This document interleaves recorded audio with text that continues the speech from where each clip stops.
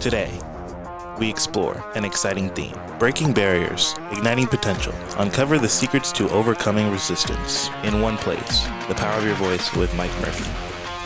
Hey, welcome everybody to the Power of Your Voice podcast, and I'm your host, Mike Murphy, and super excited that you're here, very grateful that you're here.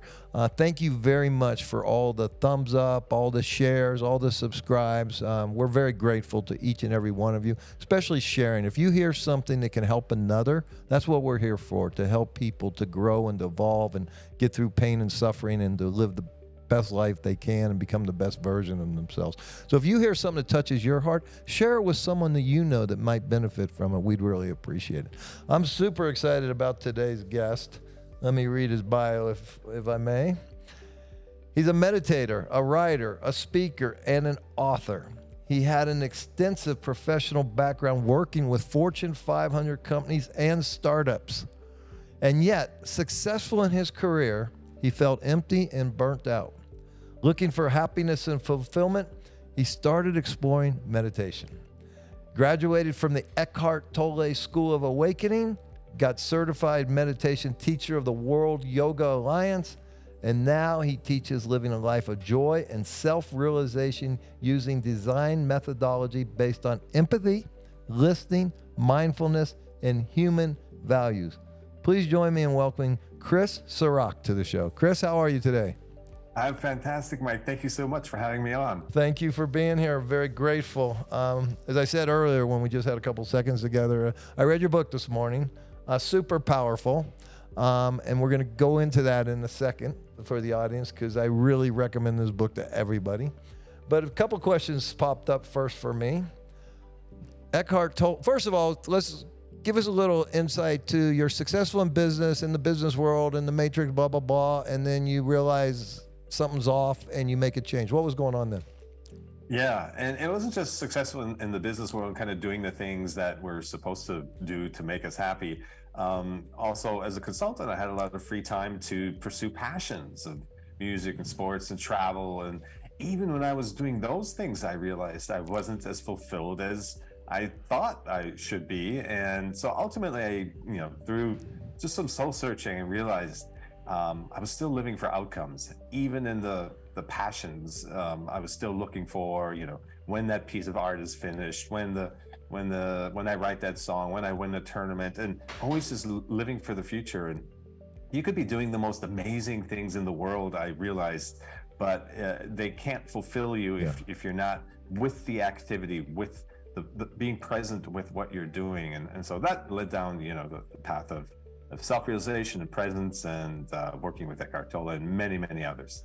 I'm curious, how old were you when this was going on? Well, I call it, society calls it midlife crisis, I think. And the difference, I think, with me was that I didn't numb out and I didn't just go back to work the next day. I took the time to just sit with my feelings and wonder what was going on and just dig deeper. And that's really ultimately it. This will happen to everyone. The living for the external can only take you so far. It drains you on the inside. And so when you feel depleted, it's a sign. So listen to it. And, when that time comes, make adjustments. When you were talking, something that was going through my head, something I like to talk a lot about is that we get stuck living in our head. And until we move from the head to the heart and we live from the heart, life is not fulfilling. Do you agree? That's right. Yeah, absolutely. And we're conditioned, we live in a world that is constantly looking to elicit a reaction from us. And reactivity, it's all in the head. It's judgment. It's right and wrong. It's true or false. It's what's for me, what's against me. And this constant noise, it pulls us into our headspace, and then we start to question ourselves and doubt ourselves, and outside voices telling us what to do constantly. And there's just no navigating life from that place. And in today's world, it's unrelenting. It's getting faster and faster and faster every day. More and more data, input. We're going to explode. That's what I feel like. We're a balloon being blown up, and we're going to explode from all this data. Yeah. Our capacity is so much greater when we're actually in our bodies, when we show up to whatever situation, meeting, something. But we have to be able to surrender, let go, work with the reality in front of us, work with our feelings. That's what I describe in the book is to come out of that headspace and just work with our sensations, because that's what connects us to right now. And everything you just said there, I'm assuming you got a lot of benefit from meditation to learn that lesson. Oh, yeah. I mean, tremendously. And it's really, really basic. I mean, tried out so many different techniques and methods, and the simplest ones are just working with your breath, working with your physical sensations, and they keep you grounded, they keep you present. Yeah. So Eckhart Tolle, did you meet him when you did this work with him, or is it a program, or what was it? Yeah, I mean, I facilitate his retreat, so it's much more than just going through his school. Oh, so you know him then intimately. Yeah. So I read The Power of Now at least a dozen times before I could finally get it, right? And then I also found that if I couldn't sleep, I would put the audio version on, and I'd be asleep in a couple seconds because of his monotone voice. But I've been to some of his work, and I love it. I think the book is one of the most powerful books ever written, frankly. So that had a profound effect on you. Can you just give us a brief takeaway on all that? Well, it's the same thing that you just described. The first time somebody gave me The Power of Now, I read a page and a half and I put it back down. I didn't understand what was being said. And then 10 years later, I understood. And what happened? Well, life happened in the meantime. But ultimately, there was still a thought in me that if the language had just been simpler, I might have gotten it sooner. Yeah. And so that's when I set out to write my book. And the beautiful thing about your book, it is so, I'm an author as well, and I don't have an education, so my books are super simple, but that's what I really enjoyed about your book. It's like reading The Power of Now, but where an 8th grade education like me can understand it. So you did a great job with that. Congratulations. Oh, thank you. That was the point, yeah. Let's jump into it. For you listening audience out there, the name of the book is Be You. It's available on Amazon, Kindle, audio, hardcover, softcover, all that. The journey of self-realization. And in the very beginning of the book, page 3, is the journey. And you say that we are not a random blob of cells. We're made up of 50 trillion cells, but working together to create this human vessel. And then deeper into the book, you say, you are not your thoughts. So if we're not our body, we're not this blob of cells, we're not our thoughts, who are we? Well, we're the awareness of those things. And so that's just a deeper, words can't really describe, but if we can observe our thoughts, then clearly we're not our thoughts. Yep. If we can observe our feelings, then we're not our feelings. So we're something deeper than that. Well, and that's the beautiful thing. But what you just said is simple. The way Eckhart talks about it in his book, he says, he totally depressed, almost suicidal, and he wakes up and he has this thought, I don't know if I can live with myself any longer. Are there two of me? And so the realization for everybody out there, and this is once you get this, then you're free and you're comfortable in your skin, and life takes on a whole nother vision. And that is that we are eternal, timeless consciousness. We are source, connected to source all the time. We're connected to each other all the time through energy, and that we are timeless, and we're not the body, we're not the thoughts, we can't live or die, excuse me. All right, enough from me. All right, you go on to say, who you are is already perfect. It's how you see yourself that gets in the way of your perfection. Can you elaborate a little bit? Yeah. Well, it's just these thoughts, right? Self-critical thoughts, labeling, defining, judging things.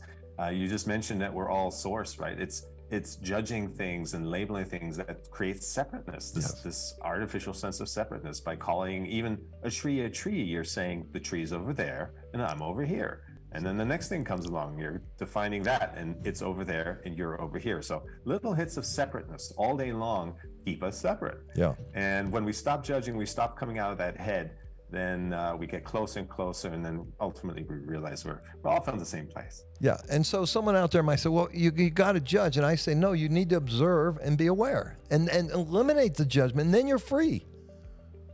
Yeah, the judgment is kind of mental generated noise. When you observe, like you say, the wisdom of the situation, your body tells you something resonates, something doesn't. The situation itself is a mirror of you, and your energy is part of it. So it will tell you how you should be responding.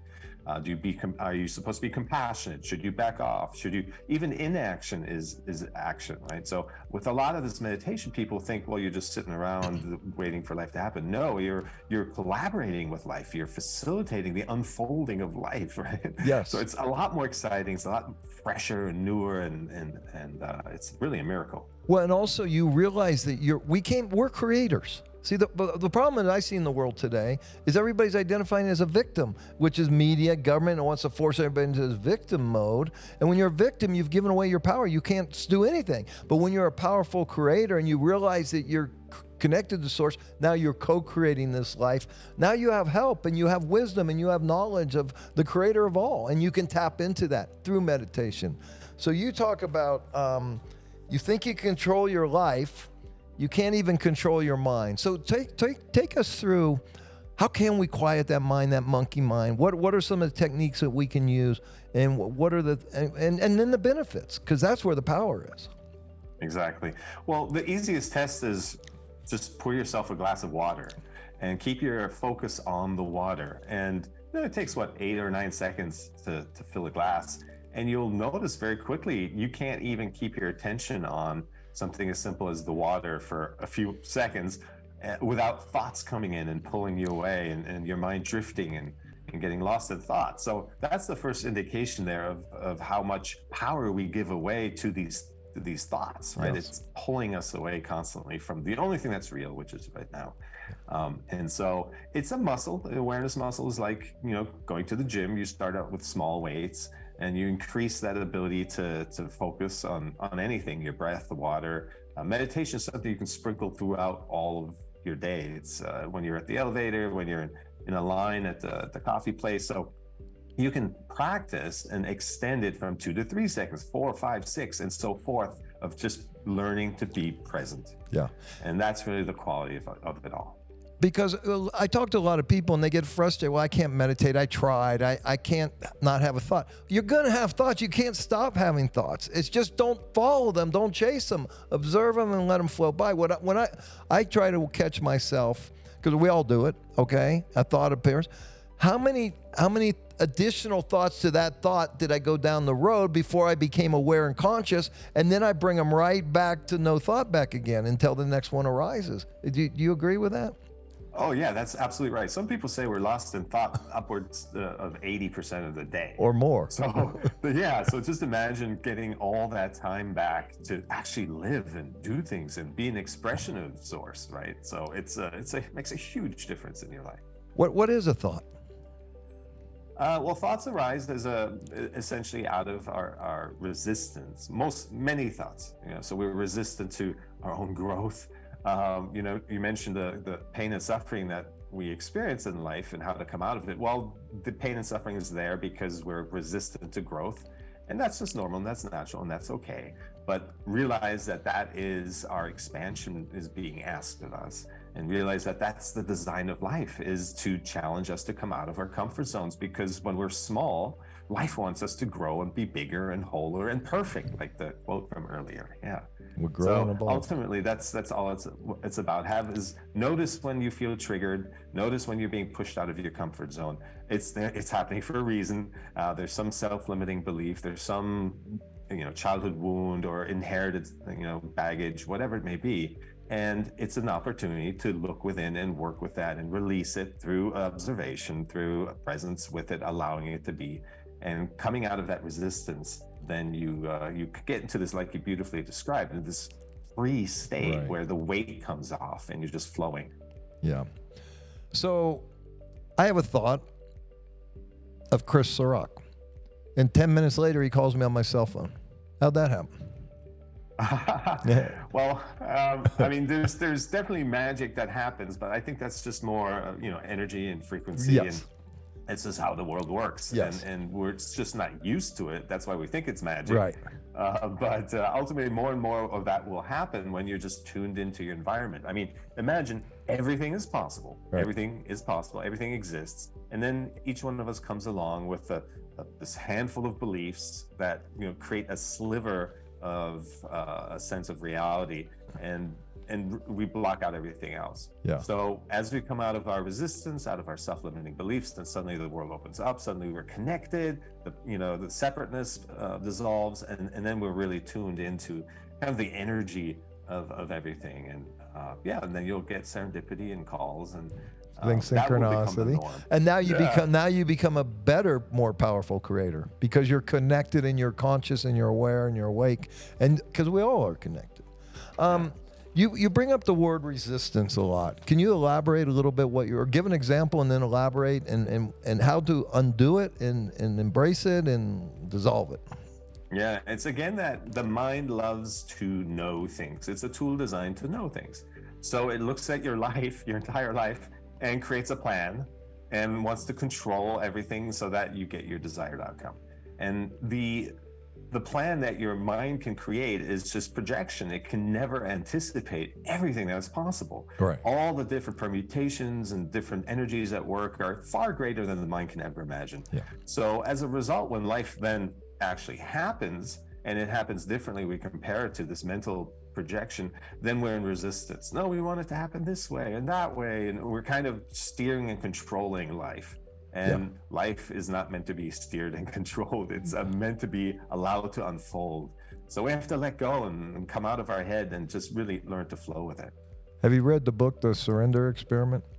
Yes. Yeah. Yes. I mean, to me, that says it all, right? And every time I think about what you just said, I just imagine myself jumping into a lazy river of life and letting it take me where it's supposed to take me. Of course, I'm going to have desires from my heart and I'm going to create intentions, and they're going to be specific, but they're also going to be very flexible.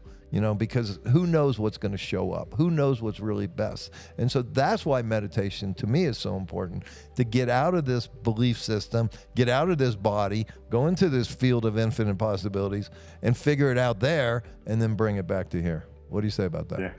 Yeah, that's exactly how it works. It's people ask me, well, Chris, if you're just kind of letting things unfold, are you just floating aimlessly through life? And no, that's not it at all. You start to, as you respond to what resonates and let that be your GPS, then a direction starts to emerge. And then from that direction, you see your path unfold, and suddenly there's a bigger picture and you go, that's where I'm headed. Yeah. And so you're letting life show you where you're supposed to go. Yeah, we're in Medellin, Colombia right now, and we're creating the most amazing 2-week transformational health retreat in the history of mankind. But it evolves every day because we're co-creating it with the creator of all. We're co-creating it with a great team. And so we have this powerful intention, but it keeps evolving and becoming bigger and better because we're open to that. There's no ego attached to it. We want to create the best product to serve others, right? So that's our mandate. The best product to serve others so that they can have transformation that lasts and healing that lasts. That's our mandate. But the beauty of it is letting go. That's the vision, but that could change too. We're not locked into anything. We don't know what's going to show up. And that's the beauty of manifestation. We're going to you talk about manifestation in your book. We'll get to that in a minute. But on page, let me see what page this is. On page 20, you brought in your inner Eckhart because you wrote, reality isn't real until it is. Elaborate. Right. Well, we cannot imagine the detail of what a situation really is like until we get there. And the mind likes to, look for the next unknown moment and fill it with just something, right? Some pure projection, just so it feels at peace of knowing.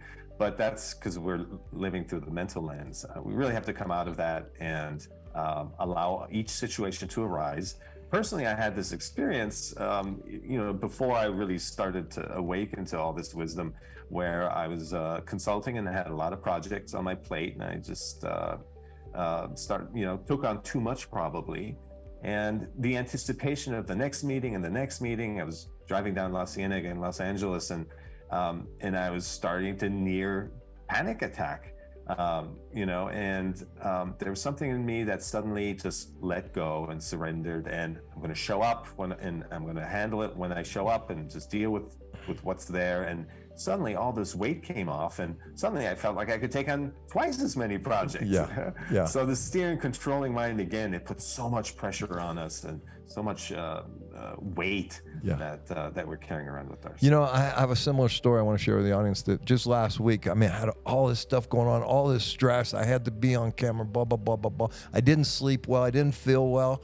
And I said, hey, guys, give me 10 minutes. I walked downstairs. I went into nature right by the creek, listened to the water flow, saw the greenness, felt the sun, felt the fresh air, and boom, just total reset. Where I could have just made myself go through it under stress, harm my body, harm my mind. I just reset. And that's the beauty of it. But we got to understand we're in control. We have the option to do that anytime we want. That's right. Yeah. And it's really just connecting with, our senses. And yes. That, that's all it is. Because, and you write a lot about in your book about feelings, right? And I think it was Descartes, he said, I think, therefore I am. I say, no. I feel, therefore I am.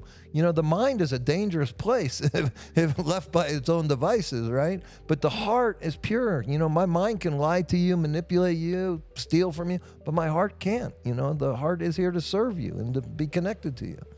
And I think there's power in that, right?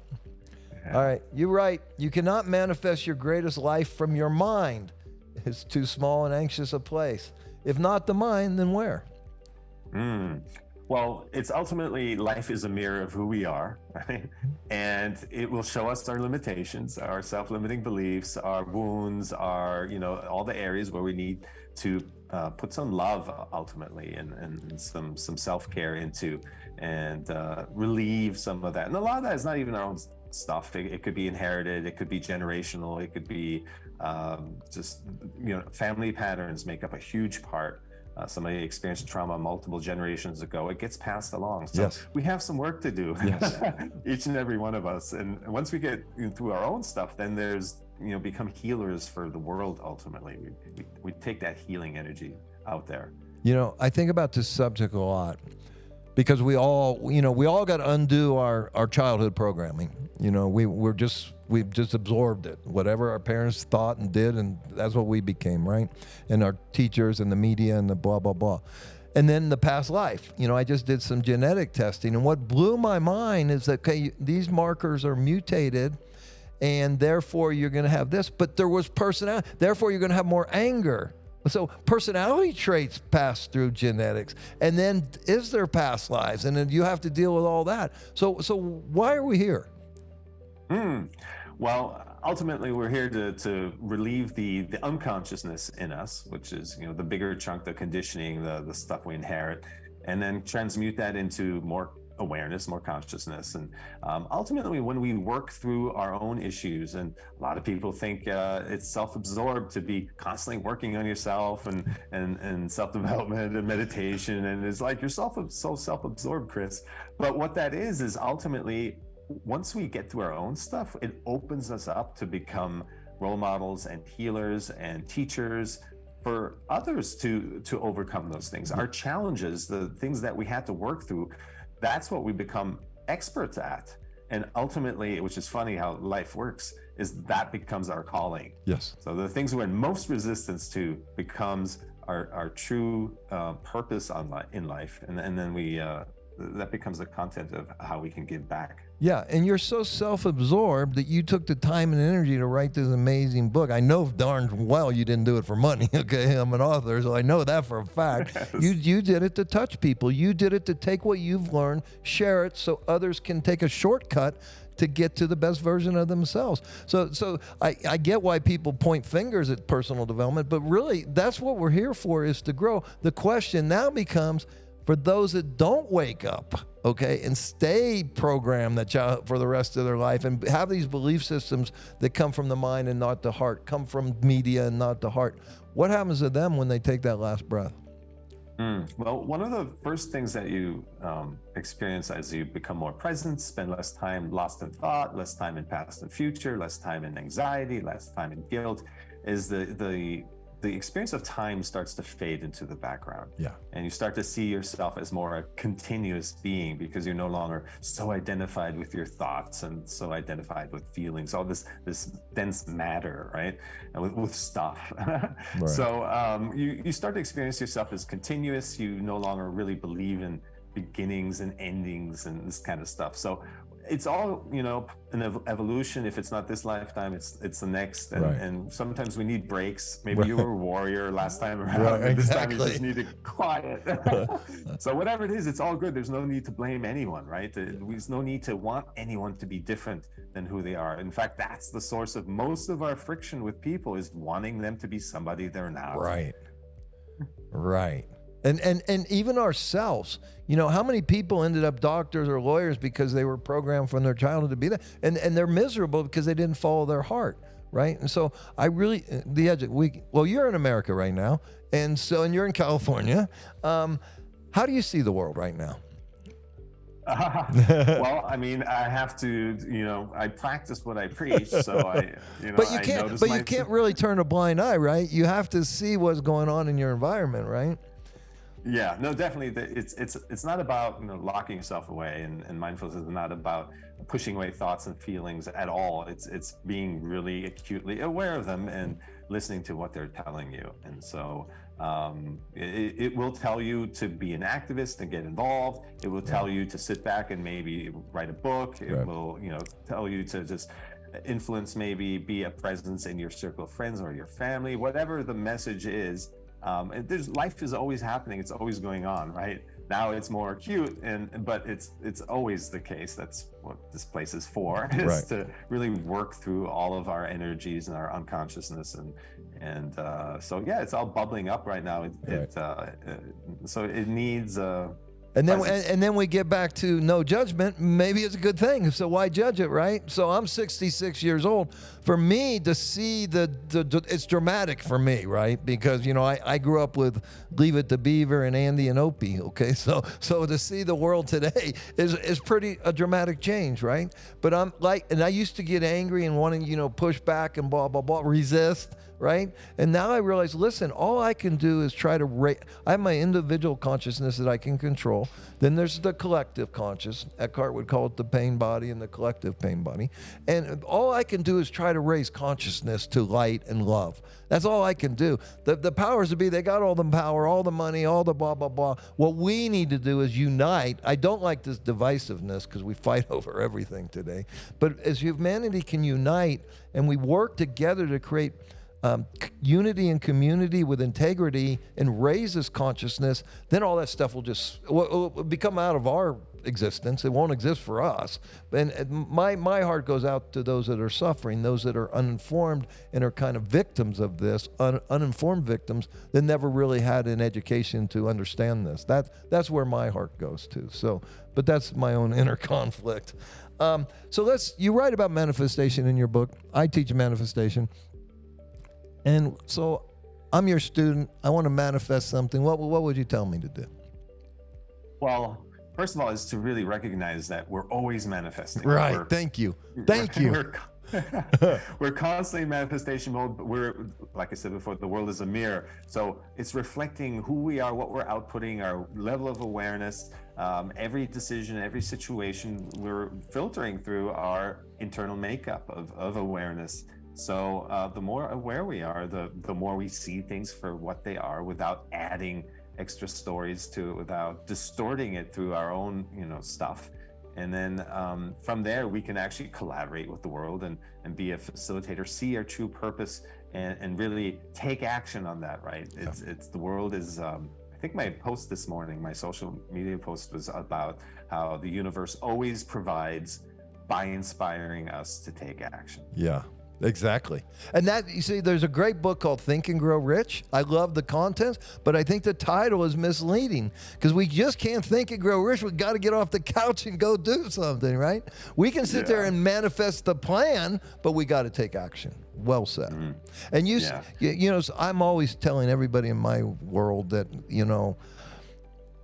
I want you to imagine one thing in your physical reality today that didn't start as a thought or a desire or both. Okay, so everything in our physical reality we manifested. But we do it without intention. Once we realize that we're great manifestors and we can create these intentions, then life just takes on a whole nother powerful meaning. Don't you agree? Yeah, absolutely.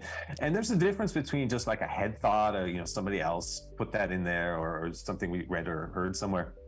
And then our true kind of like wisdom that arises within, or a call to action. And there's certain indicators, and I write about it in the book. And when we feel called to something, it's usually uncomfortable. It's because it implies, it's in the word, that we're being called to something, meaning we're not quite there yet, Yes. meaning we still have some work to do to step up to that, to Right. step into the power of the calling. Whereas just a head idea, well, one moment it'll be one thing, you get into the shower, you think you got it, and then you get back out, you can't even remember what you were thinking about. So those are kind of just mental fragments. So there's ways to tell. But what I heard you just say, that we need to take a leap of faith. We need to overcome our fear and step into what's calling us. Is that what you said? Yeah. It's, I never wrote a book before. Right. I had to, research and take classes and really immerse myself in that. I was fairly introverted. I didn't think about, public speaking at all. And I felt called to that. And I was like, gosh, do I now have to get comfortable with that? So we have to work. That's the work we're being asked to do. And then you just do it. And look how much that's forced you to evolve and to grow, right? Yes, of course. That's exactly it. Life is. It's in the becoming. It's not in the outcome. It's not in the getting. It's in the becoming. It's in the journey. Exactly. Beautiful, man. Self-realization. Beautiful, beautiful, beautiful. I feel like Abraham Maslow right now. Here we go. I love that you write about feelings. I don't know how old I was, but I was definitely probably in my late 20s or early 30s. I didn't know what a feeling was. I grew up with there was no feeling in my parents. My mother thank God for my mother, but my father couldn't feel. He grew up with 2 alcoholic parents. His heart was closed, never opened until the last hour of his life. And so, man, and we're taught not to feel. You're a man, you're tough. Gee, this is our North Star. This is our barometer, our feelings. So you write, feelings get stuck when you cling to the ones you like and resist the ones you don't like. Can you elaborate on that? Yeah. And I had a similar situation with my dad as well. It's that whole generation was just not taught to feel. They were taught to push things away.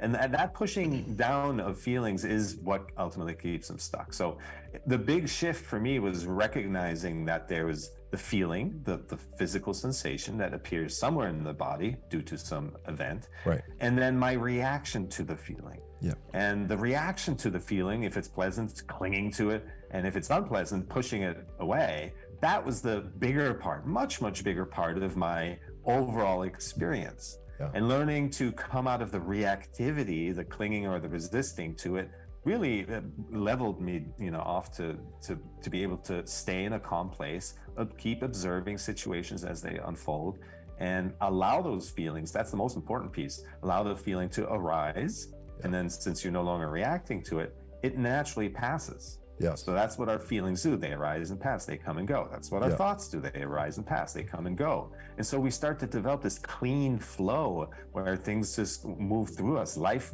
works through us. And we become, an expression of life. It's really great. But one thing you teach and is very important, that we need to pause before we react. It's the reaction to the thought or the feeling that can get us in potential trouble if we don't pause and be present and aware and really before we act. Yeah. So the pause is really, it's at some point you just let things flow, but the pause is a way, it's a little trick that you can, I call it the 3-second rule, I think, where you just, before you respond to a situation. Especially if you're triggered. Especially if you're feeling triggered, noticing that you're triggered. Right. Noticing though is the key, right? Yes. That you already means you're no longer identified with it. You're noticing it. It's this instant reactivity that really gets to us and drains us, and where we just then have to ride out the situation.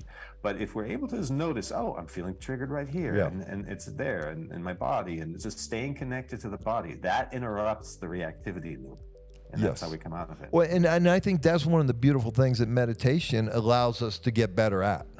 Because of the meditation practice, now we're not triggered as quickly, and we can slowly, react and respond with a tailored response, one that's appropriate, right? Exactly. It's no longer reacting. Well, it's not coming from the subconscious. It's coming from the conscious, which is a lot kinder than the subconscious when it gets triggered. Because subconscious doesn't even bother to think. It just reacts. Okay? Boom. Yep. And then It's elevating all of that to the more, conscious level. Exactly. next thing you know, there's just a fist in your face. So this is a good one. Feeling your feelings and reacting to your feelings, well, kind of what we just talked about, are two different things.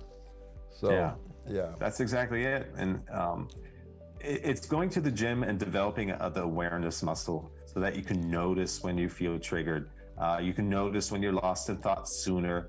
It's not an on and off switch. You're not going to come out of unconsciousness from one day to the next, but you can come out of thoughts sooner. You can notice that you're feeling triggered better and be able to keep a balanced mind so that you can act calmly and take the right course of action. Yep, exactly.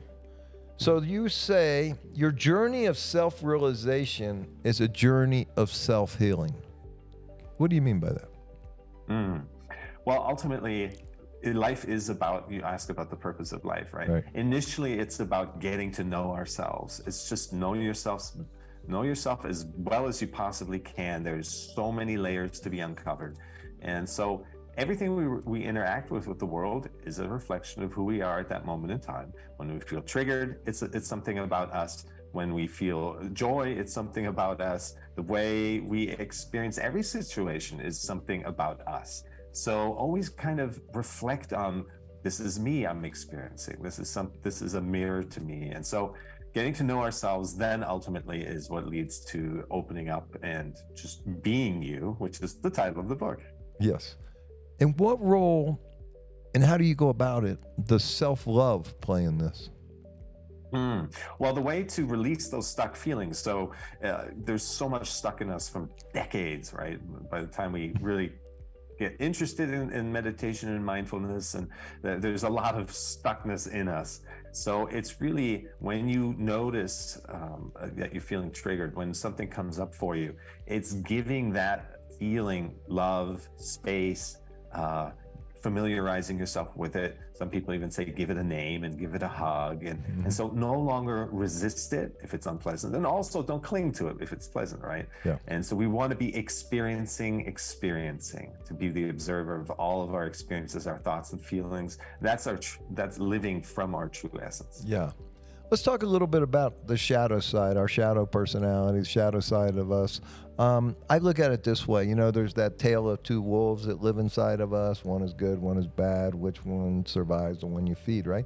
But many times in my life, I feed them both, okay? And I know my shadow side, and I know what's over there. And every once in a while, I want to go over there and visit and play around, but I'm doing it with consciousness and awareness because we are in this world of duality, and you can't have light without darkness, right? So I accept that part of me, but the more I accept it and the more I shine light on it, the less I want to go over there and mess around. How would you describe that? Well, the bringing the light into your unconscious parts, it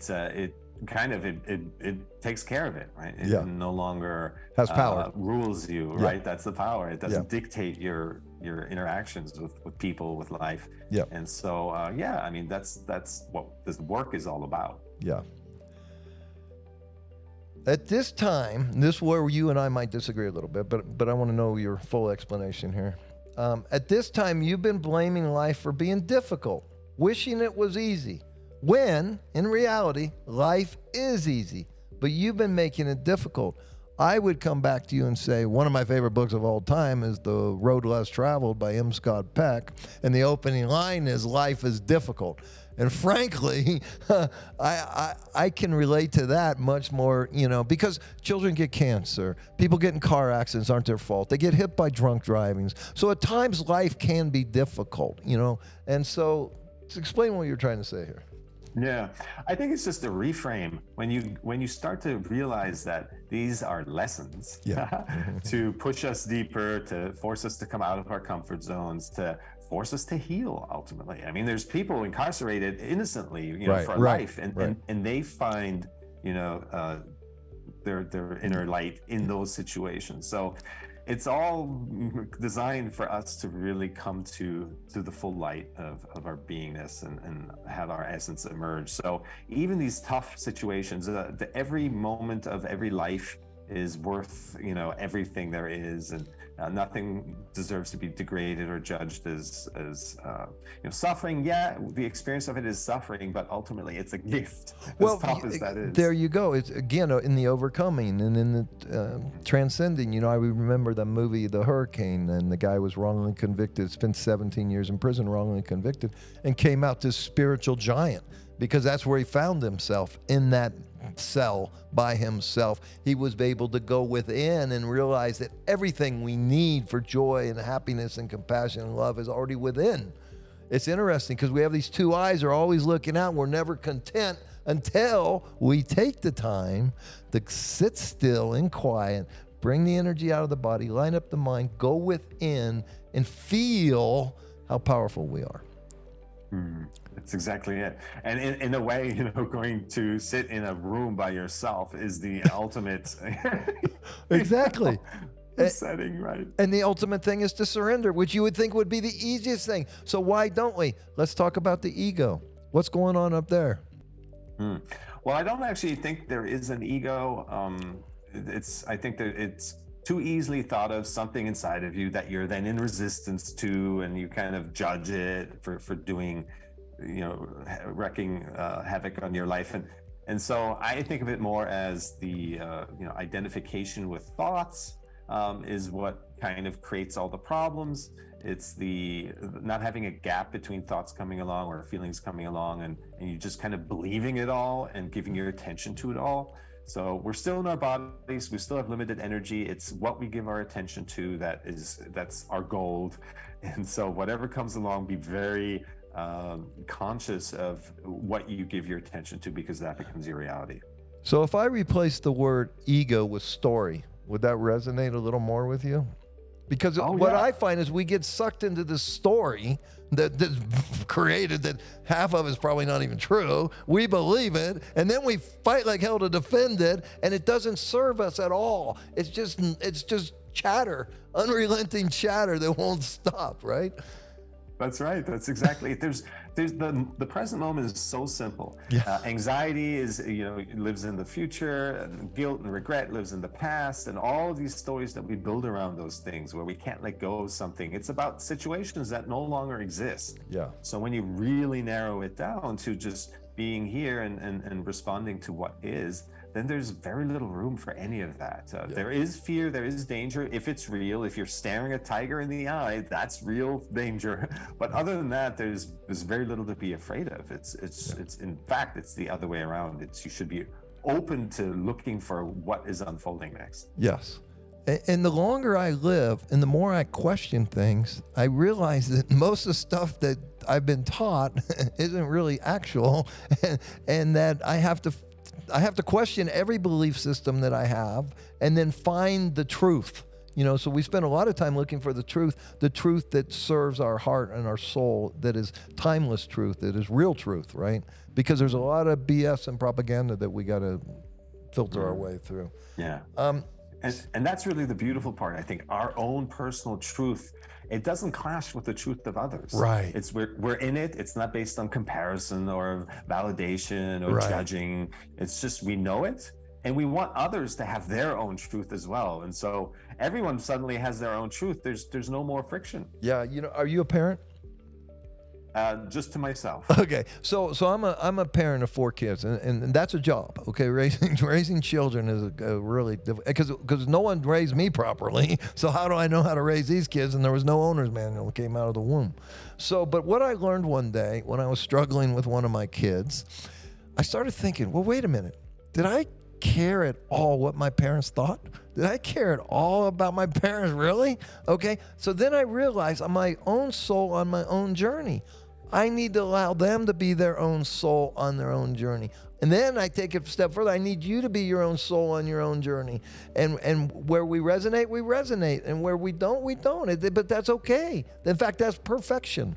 Letting you be you and me be me, that's perfection. That is perfection. And if you can recall, as kids, the things that influenced us most about our parents is how they carried themselves. It's how they responded to situations. conflict or opportunity. It's not what they told us or Right. what they said we should do. It's what we observed in them. Well, because we're in theta brainwave for up till age 8, so we're in a self-hypnotic trance. We're just absorbing. That's how we learn, because we don't have a conscious thinking mind. We're just observers. Okay, self-realization. You can't be yourself if you don't know yourself. So I'm listening to this interview right now.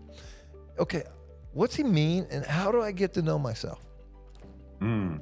Well, everything resonates or it doesn't resonate. And what exactly is that resonance? Well, it's your blueprint. It's something inside of you that's unique to you that resonates with a situation or doesn't resonate. And that's your inner guidance, your higher self, your inner divinity, your gut, your instinct, your heart space, whatever you call it, God. And so that's coming through you and is telling you who you are. But you have to engage with the world. Some people are, meant to just sit there and meditate on a mountain. That's fine. But most of us are here to engage with situations and then see if it resonates. Yeah. And that's the best way to move forward. It's not to sit on the sofa and just think and think and think. That's how we, talk ourselves out of the doing. But it's to engage, lean into a situation. Some people need to lean in a little more, some a little less, until they really feel what's right for them and what isn't. Yeah. So I'm going to bring this quote from your book, but before I do, it reminds me of a beautiful soul that I don't know if you're familiar with, by the name of Byron Katie. Of course. Okay. So you're in Santa Monica right now. In 2011, I did her 2-week School of the Work right there in Santa Monica, and forever changed my life. And so this quote reminds me of her. You say, "You're always you, doing the best you can. There is no other way." Yeah. So we judge ourselves so easily, and we think back, I should have done this, I should have done that. And again, that's just kind of the mind in hindsight wanting to assert itself. But ultimately, we're always doing the best we can. Right. When we see others and their actions and reactions, they're also doing the best they can. If they could do better, they would. Right. And so it's all good. With that said, why do a lot of us beat the hell out of us when we do something what we judge as wrong? I mean, therein lies a lot of the problem right there of suffering and misery. And what Katie teaches, the worst crime you can ever be convicted of is believing a thought that's not true. That's the worst thing you can ever do. And but we do it all day long until we don't, until we wake up, realize self-realization, and then we quit doing it. Then we find freedom. Yeah, and it's amazing how, like, if you use a worksheet, or even just there's 6 questions, how easily we can highlight how our thoughts are not real. Yeah. So for you guys, what he's referring to, and you can go to thework.com and you can print a Judge Your Neighbor worksheet. You can get to a 1 sentence, then there's 4 questions, 3 turnarounds, and you can solve any emotional problem you want or any mental problem by doing that work, and it's free and it's profound. So thank you for that. What else you want to talk about? Because we only got a few minutes left. Anything? How about what if somebody wants to follow you, get to know you? I know you do retreats, your book, blah, blah, blah, all that stuff. What's on your heart and soul? Yeah, so there's my book. It's on Amazon. It's also available as a self-narrated audiobook. A lot of people requested that. So that's out there on Audible. And yeah, I do private mentoring, coaches, online courses.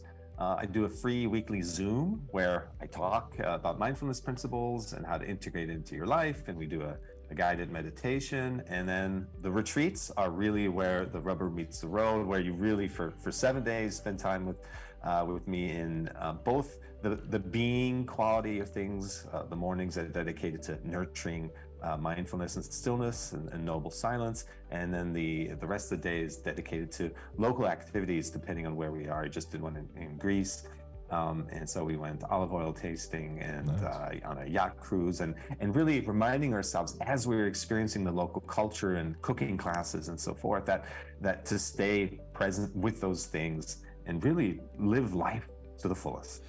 I'm curious, Chris, because I'm building a retreat center. How much in that week is curriculum where you're teaching or stuff like that? Well, Well, the mornings, there's a gong at 6 in the morning. It wakes you up. It's pretty tight. There's no time for anyone to get lost, just wander off, right?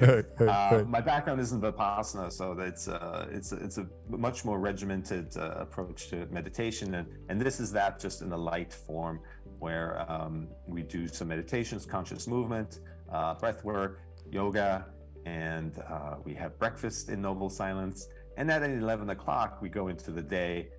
In the evening, we come back to like a fireside chat. And, Okay. So in the fireside chat, you're teaching from your book, teaching from other sources that you have. You're the primary educator of the week. Yeah, that's right. We bring in facilitators and different experts with different workshops and so forth, but I'm the primary, yeah. And do you have one coming up in the near future? Yes, there's one at the end of October in Bali, which is where I'm based. So there's still a few spots left. Anyone interested, you can visit my website, cirak.com. So that's CIRAK.com. Or find me on social media everywhere at Chris Cirak. Wow, perfect, man. Well, I want to thank you so much for taking your time today to share your powerful truths with our audience. And it's been a blessing to me. I hope it's been a blessing to you guys. So let's stay in touch. It was a pleasure to meet you, and I really enjoyed it. And for you guys out there, if you've got something out of this, if you heard one little nugget and you know somebody in your life that will benefit, please share it and please subscribe, thumbs up, all that kind of stuff. Most importantly, we'll be right back with the Mountains of Hope segment and the Mike Murphy Power of Your Voice segment. Hey guys, I hope you loved that interview with Chris Cirak as much as I did. What a powerful guy. I encourage you to read his book. I know nobody reads books anymore, but maybe it's on Audible. But if you have time, sit down, read the book. You know, we're going too fast, and we need to slow down and start going back to reading good quality material, feeding the mind, feeding the heart, feeding the soul, and life will get much easier and better for us. I'm talking to myself, by the way. I want to close the show today. I want to talk about Mountains of Hope, this amazing healing retreat center that we're building here in Medellin, Colombia. It's going to be open in October, and so many people are suffering, and so many people need this, and it's so affordable. And that's our purpose. Our purpose is to put something out there where people can learn to heal themselves. And number one important thing to healing in today's world, the world has gotten so toxic for a lot of reasons, but the biggest reason is because of corporate greed. And then instead of Farmer John, you know, taking care of his cows and taking care of his pigs and planting the soil, all you have is these big multi-corporations, global corporations that don't care about you and me, don't care about our health, don't care about our well-being. And the food is super toxic, especially in America. You know, we're down here in Colombia. On Mountains of Hope, on our property, we grow 50 different fruits and vegetables, mostly vegetables. When you see the soil, you'll be shocked at how rich it is. It's black, it's rich, it's full of minerals, and it hasn't been spoiled. It's never even been planted on before. And so when you get these vegetables here and we make you this juice or we serve you vegetables, it's like nothing you've had probably, because they don't have that in America. It's rich and nutritious and good for you. But more importantly, people are obese, overweight, suffering. So many are on antidepressant meds, diabetic medication, heart medication, going through cancer treatment. And honestly, I believe that with the right environment, I believe that the environment caused all that, or the majority of that. And with the right environment, you can learn to heal yourself. So I just want to tell you, because here's my concern. We're going to have way too many people applying. You know, we can only take 18 people per retreat. We only do 17 retreats a year. And so it's going to be very limited. So I want to invite you to go to our website, mountainsofhope.com. And if you have a situation or issue, give us your name and your email, because we're going to, when we start taking deposits and planning the retreats and selling the retreats, we're going to go from people that applied first, and then we're going to look for the biggest needs. And by the way, for every retreat we do, we reserve one spot for a scholarship for someone that doesn't have enough money, can't afford it, is below the poverty line, but has a big need, or perhaps a returning military person from Iraq or Afghanistan. These poor guys, no one's taking care of them. 25 a day commit suicide. Their body's been ruined, their mind's been ruined, their heart's been ruined, their soul's been ruined. And we're hoping to at least bring them down here as much as we can and teach them how to heal themselves. So what do? The first week is what we call a solid food vacation or juice feasting. And we make the most delicious juice. And that's what you drink for the first week or so. Now, if you need food, we're going to feed you. I mean, we're going to feed you incredibly good tasting food. But we prefer that if you can do that juice feasting for the first week. First couple days, I will tell you, is going to be perhaps a little difficult, but you're getting nutrition. And we're also going to give you IVs of vitamins and minerals and ozone therapy, give you a lot of oxygen in the blood. So I don't think you're going to get hungry. I don't get hungry when I do it. But if you do, we're going to if it's really important, we'll give you some food. But if you can do this, by day 3, your energy is going to shoot through the roof. So we have a lot of fun activities because we know this is going to be difficult. So we have a swimming pool, we got a jacuzzi, we got a cold water plunge, we got a gymnasium, a couple pickleball courts. We got a TrackMan golf simulator, so you can play in almost any course in the world. We got a real putting green, sand trap, bunker. So that's our fun activity because we're going to put you through the ringer as far as getting this toxicity. And a lot of people have a lot of toxicity. And when that toxicity starts to move, it takes a while. But we put you on a 39-day program where we push the toxicity and get it moving, and then we pull it out of the body. So of course, you're only here for 2 weeks, so we give you enough product to go home and continue this. Because what we want is lasting results. We want transformation that lasts. Other things we do are coffee enemas, we do infrared saunas, massage, a lot of education on what's really going on in your body. You know, I've learned that almost everything that I've been taught was wrong. And I had to relearn so many things. Especially, listen, what's more important than what you put in your body? Seriously. What you eat, drink, and think determines your health. And unfortunately, a medical doctor in America goes to medical school for 3 or 4 years. They get 3 hours of nutrition. It makes absolutely no sense to me. And we have this is doctor supervised as well. So, there's going to be someone paying attention, and we check your vitals every day. There's someone there that you can consult with. So if there's any issue, but we have functional medicine doctors. They're not here to treat you. They can, but the part of the retreat is they're only here to consult. But a functional doctor is always looking for the cause. So if there's something going on in your life and there's a cause, let's find the cause. We'll at least give you some ideas of it. You have to be your own detective. So we'll give you some ideas how you can go and find the cause of what's causing this while we're doing all this. The exciting part for the thing, we anchor this first week with a sweat lodge ceremony, which is spiritual, mystical, magical, beautiful prayers, beautiful music, and you're going to come out of there a new person. And we also have a day where we do nothing but an open your heart ceremony. What happens is we get hurt and we start closing our heart and contracting our heart, and then we start living up here in the insane asylum, the critic, the judge, the committee of psychopaths, as I say. And then when we move here and we live from our heart, our soul, our essence, then we can use a supercomputer to go out and manifest the life of our dreams. So we're going to teach you a lot of that, but we're going to really work. And our staff is the kindest, most loving people, and their whole mandate is to love you to health. Love you enough for you to learn how to go within and heal yourself. I'm super excited about week 2 because now we move into consciousness and meditation and how things really work, how to really manifest what you truly desire. Because now you got the energy.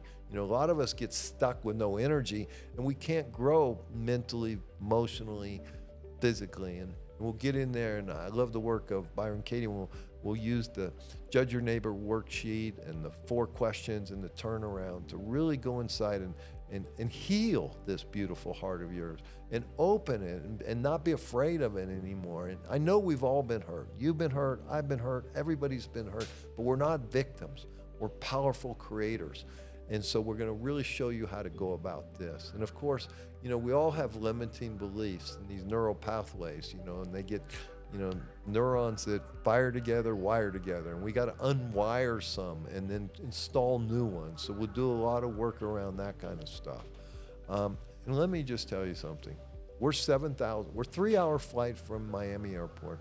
We're a 15-minute drive from Medellin Airport. We pick you up. It's safe like you can't believe.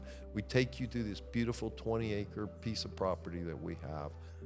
We have a spa and wellness center. We have a conference center where we do our teachings. We have a temescal, and we've remodeled everything. And so the property is only 18 years old when I bought it. We've remodeled. It's now, I don't know how 4 stars, 5 stars, I don't know how any of that works, but it's first class, beautiful. It's something I'm proud to own, and it would be something I'd be happy and lucky and blessed to stay in.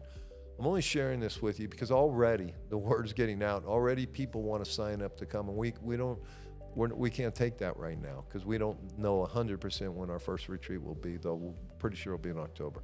So I'm only saying, hey, if you know someone that is suffering and wants to heal, perhaps you, perhaps a loved one, go to mountainsofhope.com, give us your name and email, and we're going to go down the list in the order that people reached out to us. So until next time, go out there, live your life with passion, and manifest the life of your dreams. Thank you for listening to The Power of Your Voice with Mike Murphy. This podcast is brought to you by Mike Murphy Unfiltered, The Creation Frequency, Mountains of Hope, and the Love from Margot Foundation. These sponsors are dedicated to helping you unleash your full potential and live a life of joy and abundance. If you enjoyed this episode, please visit our website at mikemurphyunfiltered.com and subscribe to our podcast.